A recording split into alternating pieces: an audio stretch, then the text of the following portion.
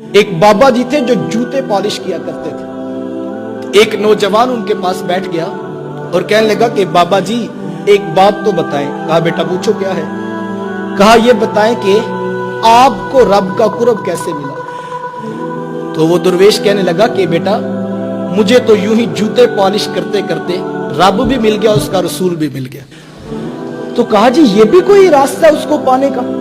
لوگوں نے تو اتنی محنتیں کی، ریاضتیں کی، عبادات، مسلسل مجاہدے کرتے رہے، اور آپ کہتے ہیں کہ جوتے پالش کرنے سے رب مل جاتا ہے. تو بابا جی کہنے لگے بیٹا وہ جو اصول قانون ضابطے ہیں نا وہ اپنی جگہ پہ ہے، میں ان کی نفی نہیں کرتا. تم نے پوچھا کہ آپ کو رب کیسے ملا، تو مجھے تو یوں ہی جوتے پالش کرتے کرتے اپنا رب بھی مل گیا، اپنا رسول بھی مل گیا. تو نوجوان کہنے لگے بابا جی اس راز سے پردہ تو اٹھائیں. تو جو بابا جی نے بات کہی وہ بڑی خوبصورت تھی. وہ بابا جی کہنے لگے بیٹا میں جب بھی کسی شخص کا جوتا پالش کیا کرتا تو اسے خوب ایمانداری، محنت، اخلاص سے اس کو خوب چمکا کے پالش کرتا، اس لیے کہ اس نے 2 آنے مجھے دینے ہوتے تھے.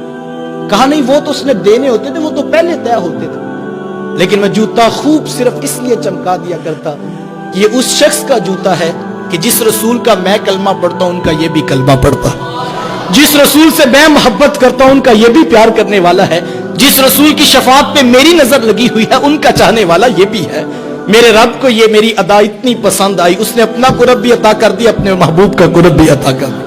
حضور کی نسبت کا احترام پیدا کرنے کا مزاج پیدا کریں. ہم بڑے عجیب لوگ ہیں، کاش ہم اس بات کے اوپر کھڑے ہو جائیں. اور یہ اتنا خوبصورت وظیفہ ہے. میں سمجھتا ہوں یہ 1000 لوگ بیٹھے ہیں، آپ ہم سب نے صبح اٹھ کر اپنی دکانوں پہ بیٹھنا ہے. کوئی ڈاکٹر ہے، کوئی انجینئر ہے، کوئی ٹیلر ہے، کوئی ٹائر کو پنکچر لگانے والا. معاشرے کا ہم حصہ ہیں. میں کہتا ہوں اگر ہم یہ عہد کر لیں کہ جو ہماری دکان پہ صبح آ رہا ہے وہ کوئی پرایا نہیں، اس کے ہاتھوں میں بھی ان کا دامن ہے جن کی شفاعت پہ ہماری نگاہ لگی ہے. اس کو دھوکہ نہ دو، اس کو جھوٹ نہ بولو، اس کو فریب نہ کرو، اسے پیار دو، محبت دو، الفت بانٹو، اس کے لیے آسانی کا راستہ کھولو.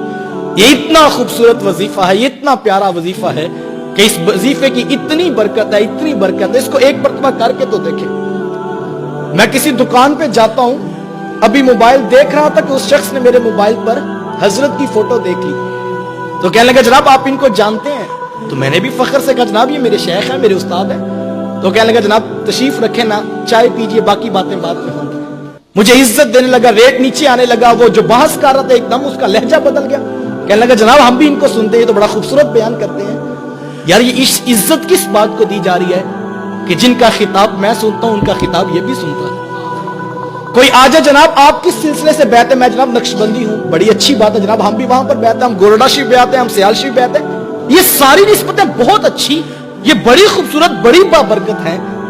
لیکن یار کوئی آ جائے اس کے پاس بیعت کا رنگ نہ بھی ہو، اس کے پاس گنبد خضرا کے مکی کی بیعت ہو، اس کی عزت کرنی چاہیے یا کہ نہیں کرنی چاہیے؟ اور میں کہتا ہوں جو اس بات پہ محبتیں بانٹے پھر تو رب فرشتوں کی بھی ڈیوٹیاں لگاتا ہوگا نا کہ گاہکوں کا رخ اس دکان پہ موڑ دو. یہاں پر گاہکی نہیں دیکھی جاتی، یہاں محمد کی نسبت دیکھی جاتی ہے، یہاں میرے رسول کی امت کو پیار دیا جاتا ہے. میرے شیخ فرمایا کرتے ہیں اگر میں آپ کے بچوں سے پیار کروں تو آپ کو اچھا لگوں گا نا، آپ میرے بچوں سے پیار کریں تو مجھے اچھے لگیں گے نا. تو جو حضور کی غریب امت سے پیار کرے گا وہ اللہ کے رسول کو کتنا اچھا لگے گا. آؤ صاحبو پیار بانٹو، محبت بانٹو، الفت بانٹو. میں نہیں یہ کہتا کہ آپ 1000 پھول جو ہے راستے میں بکھیر دیں، آپ پھول نہیں بکھیر سکتے تو کم از کم کانٹے بچھانے کا مزاج تو چھوڑ دیجئے. آپ پھول نہیں بکھیر سکتے، کوشش کر کے کچھ کانٹے کم کرنے کی